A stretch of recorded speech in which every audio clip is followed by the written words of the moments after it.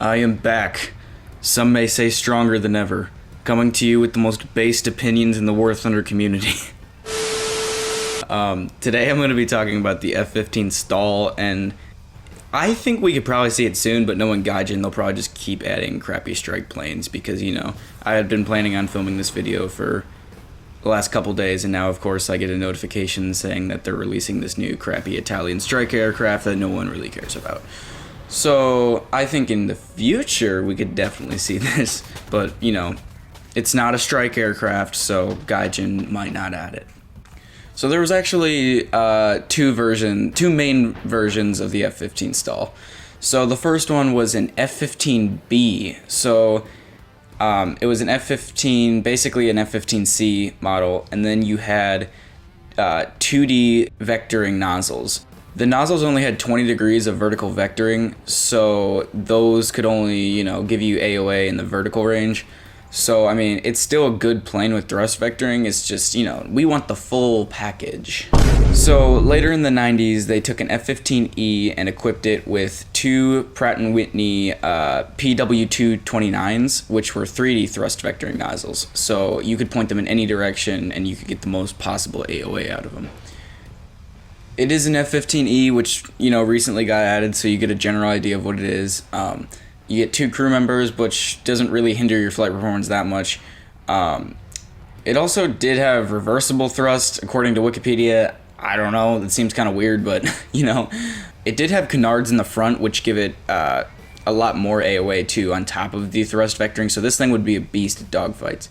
The canards are actually the F-18's rear stabilizers, or elevators, so that's kind of funny.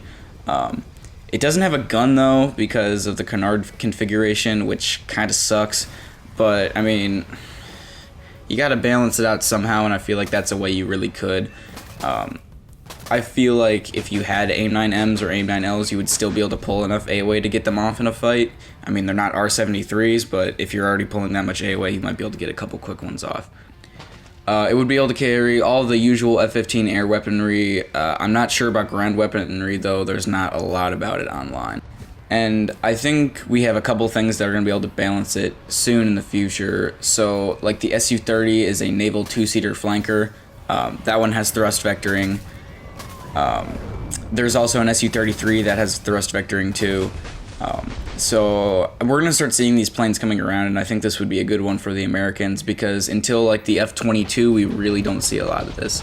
And by the way, the F-15 STOL MTD was actually what they tested thrust vectoring for the F-22 on.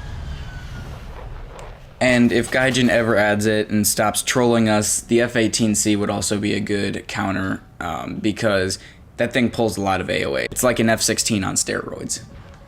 I think really either of these versions, whether it's the F-15B version or the F-15E version, I think they would both be really cool planes to see as an event vehicle. I don't know how soon we will see these, but I still think it would be cool either way. So, Gaijin, please, add.